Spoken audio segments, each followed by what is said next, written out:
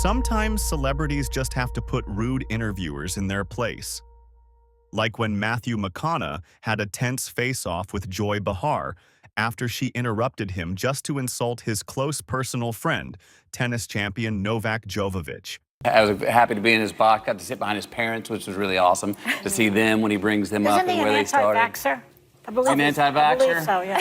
Just so you know. Just things only got worse when McCaw's political aspirations came up with Behar, nearly derailing the actor's campaign before it even began. Do you think you could get elected in Texas being anti-gun? Do I think I could get elected in Texas being anti-gun? One thing about if me in politics is to give you a direct statement right there is be playing a game that I'm not interested in playing. Okay. To give you a direct statement right there. From that moment, McConaughey's aggravation became unmistakable, much like Tom Cruise's reaction when an interviewer posed intrusive questions about his then-recent divorce from actress Nicole Kidman. Was Nicole the love of your life?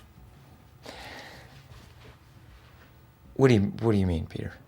You were married for 10 years? Listen, we raised children. After failing to read the room, the interviewer continued with yet another prying question, prompting Cruise to decisively shut him down. And do you have a relationship where you talk, it's a parenting relationship, and talk professionally about each other's work? Listen, here's the thing, Peter. Yeah. You're stepping over a line now. You're stepping over a line. You know you are. I suppose they're questions that people want to know. Peter, you want to know.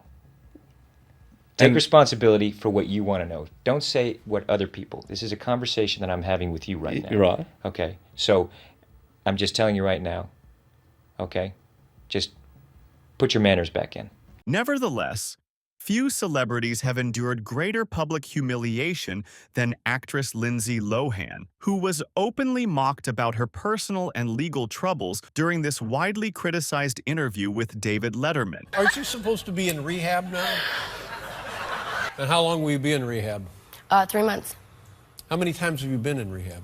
Several. And how will this time be different? What are they rehabbing, first of all? What is on their list? What are they going to work on when you walk through the door?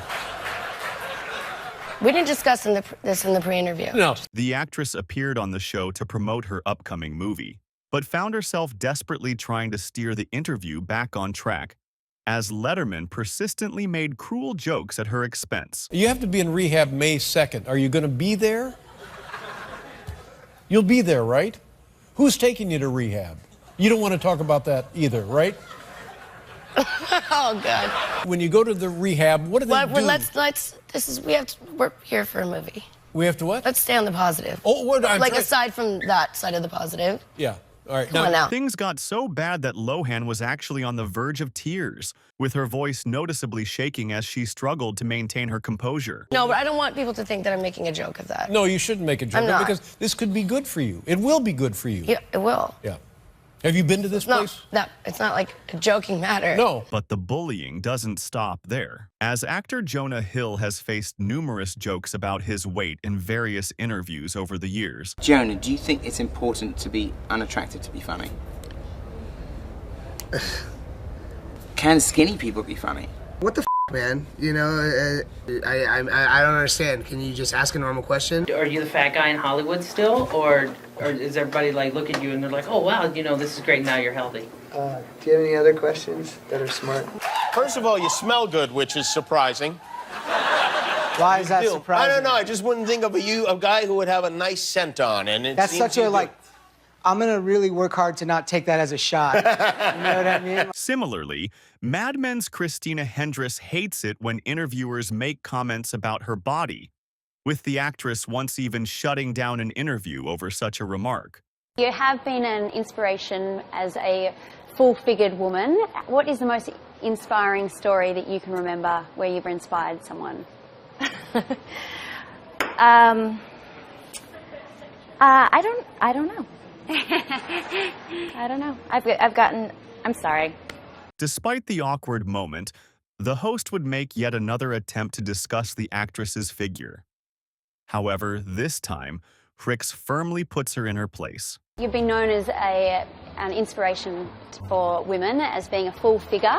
What is the most... I mean, it just said, you just said it again. It's just... But when it comes to shutting down inappropriate questions, perhaps no one does it better than Tom Hardy, whose 2015 exchange with an intrusive reporter spread like wildfire online. Your own sexuality seems a bit more ambiguous. Do you find it hard for celebrities to talk to media about their sexuality? What on earth are you on about? Despite his visible agitation, Hardy kept his cool, with many commending the actor for the way he assertively set boundaries around his personal life. But what is your question? I was wondering if you find it difficult for celebrities to talk about their sexuality. I don't find it difficult for celebrities to talk about their sexuality. Are you asking me about my sexuality? Sure. Why? Why? Thank you. Okay.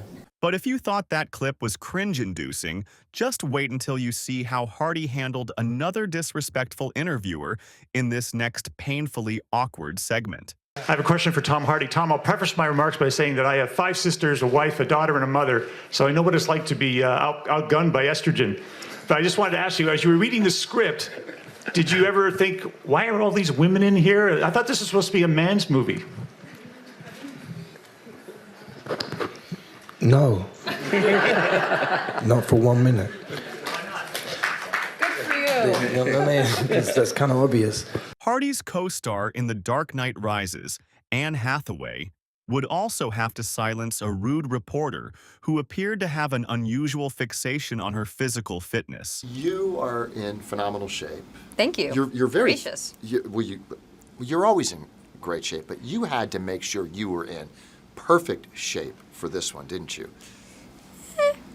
It wasn't about being in perfect shape, it was about being able to do the stunts and the fighting perfectly. As the interviewer persisted in questioning Hathaway about her physique, she grew increasingly frustrated. Is there a certain regimen you put yourself through in terms of the diet, the workout? What is the feline fitness regime? A lot. It's all the boring stuff that no one ever wants to do. It's just watch what you eat and get yourself to the gym. Any particular workout? Are you trying to lose weight? Well, like, what's the deal, man? You look great. No. No, seriously. We have to talk about this. What do you want? Are you trying to fit? Yet it would be the notoriously hot-tempered chef, Gordon Ramsay, who would unleash his wrath on a gotcha journalist attempting to ambush him with photos of an allegedly unsatisfactory steak served at one of Ramsay's restaurants. It's really weird for you to give me a piece of paper, and when you say, am I satisfied that it's a good steak, you have to be a little bit more honest with me on that one. What are you trying to get at? Ramsay confronted the reporter for the underhanded tactic and expertly explained why ordering a steak well done is just plain wrong. But you asked for the steak to be cooked well done. And is that a well done steak? Oh, come on. What is this? I mean, where can you, I mean, keep on rolling. For legal reasons, this is absolutely crucial. But how sad is this, that you asked for a steak to be cooked well done, okay? Now, whatever quality of beef it is, it's gone past any form of taste when you've cooked it well done. So you present me with a picture, God bless you, and you say, is that right? I don't eat steak well done. That's your prerogative because you're the customer. But unfortunately, you're never going to identify the quality of a beef when the steak is well cooked. So I'm really sorry to piss on your bonfire, but it's a bit of a stupid question. Thank you. Can I give you a paper back? Yeah. Oh my God. Thank you very I thought it was an intelligent interview. Things got highly personal in this next interview when actor Michael B. Jordan recognized a reporter who just so happened to be a former classmate who had bullied him before he rose to fame. And, you know, we know each other. We go way back all the way to Chad Science in Newark, okay? The corny kid, right? No, I did not say that. Misquoted for sure. No, you did not hear me say. I said we used to make fun of the name. But yeah, he is obviously killing things out here. The situation somehow got even more awkward when Jordan's Creed 3 co-star Jonathan Major showed up with the interviewer, quickly making him uncomfortable. Isn't this the sexiest man show off right here? Who's the sexiest man? Because now This next clip is undoubtedly the most bizarre, as Jim Carrey would completely shut down a reporter attempting to interview him at New York Fashion Week 2017, with the actor launching into a rant that has since become infamous. There's no meaning to any of this, so I wanted to find the most meaningless thing that I could come to and join, and here I am. I mean, you got to admit it's completely meaningless. Although the reporter tried to provide context for the event to Carrey, he would scoff at her explanation, expressing his disbelief in fashion icons or in anything else for that matter. They say they're celebrating icons inside. Celebrating icons, boy, that is just the absolute lowest aiming, possibility that we could come up with. It's like icons. Do you believe in icons? I don't believe in personalities. I don't believe that you exist. I don't believe in icons. I don't believe in personalities. I believe that peace lies beyond personality, beyond invention and disguise, beyond the red S that you wear on your chest that makes bullets bounce off. I believe that it's deeper than that. I believe we're a field of energy dancing for itself. And I don't care. Carrey later explained that his erratic behavior stemmed from an existential crisis he experienced that year, during which he grappled with his sense of identity. Who did? There is no me. There's no you. No. We're not here. This is a dream? There's just things happening. And there are clusters of tetrahedrons moving around together. Okay. Yes. So what's happening in our world right now? Because there is a lot of news that actually is relevant that's not that Here's uplifting. the thing. It's not our world. None That's of this the is key. real? Nope. So you're just passing We don't through. matter. We don't matter. Oh, wow. There's the good news. Okay. In this next painful clip, you'll see a reporter attempting to flirt with actress Megan Fox, only for her to uncomfortably shut it down. I don't know if there's I don't know if there's a man alive who's not in love with you in some way. You're so silly. You know what am I really? You're a silly No, man. I'm not silly at all. You're a silly man in a checkered shirt. I am not. Wow. This interview has not aged well, as Fox has since openly addressed her experiences with objectification in Hollywood. So now I don't think you're flirting with me. I'm kidding. Oh, dude. And speaking of interviews that aged poorly back in Nude, the major thing that's changed since you were here last? Yes. I have now seen you naked. And I'm so sorry about that. I have seen you naked. Were you able to sleep afterwards? Why are you looking down? This was later followed by allegations of sexual misconduct against Matt Lower in 2017, leading to his unceremonious dismissal from NBC News. I watched it last night. It is a lot of fun. Did I mention you have a nude scene in this movie? Pretty much from the time you opened your mouth. Yeah. Sandra Bullock, come back more often. No, not after this interview. Now, when it comes to interviews, actor Phoenix is notoriously hesitant to engage with the press, often displaying his frustration with repetitive questions throughout his media tour for the 2019 film Joker. The movie obviously is about the Joker, but it goes beyond that. It's really about the mental state he was in. Can you tell me a little bit about what research or what kind of what you did to prepare for this? Because this was really an intense performance.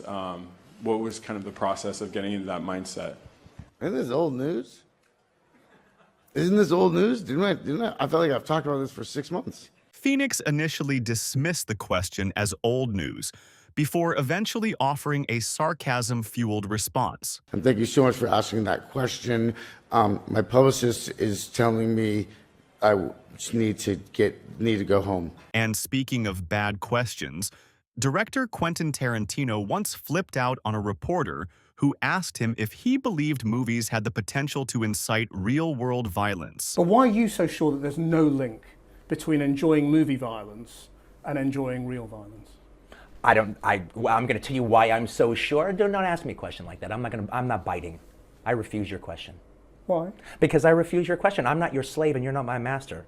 You can't make me dance to your tune. I'm not a monkey. I can't make you answer anything. I'm asking you interesting questions. And I'm saying After his explosive exchange with Tarantino, one might assume that interviewer Krishnan guru Murthy had learned his lesson. However, he later found himself in a heated confrontation with actor Robert Downey Jr.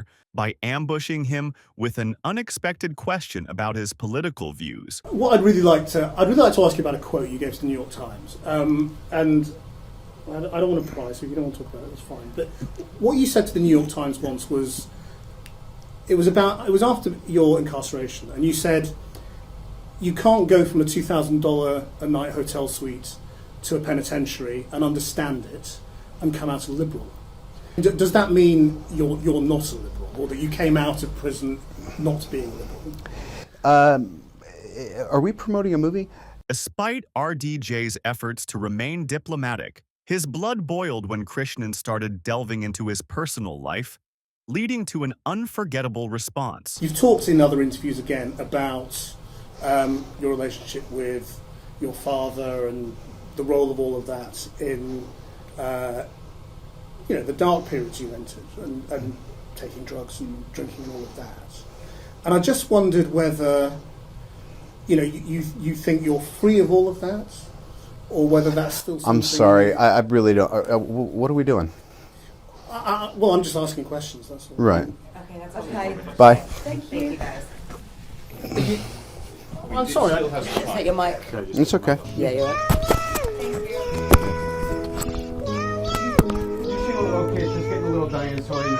No, look, I didn't want to do that. Thank you. Robert Downey Jr. would later blast Krishnan, labeling him as a bottom feeder and stating, "We're promoting Avengers." A lot of kids are going to see it. This has nothing to do with your creepy, dark agenda that I'm feeling like all of a sudden ashamed and obligated to accommodate your weirdo.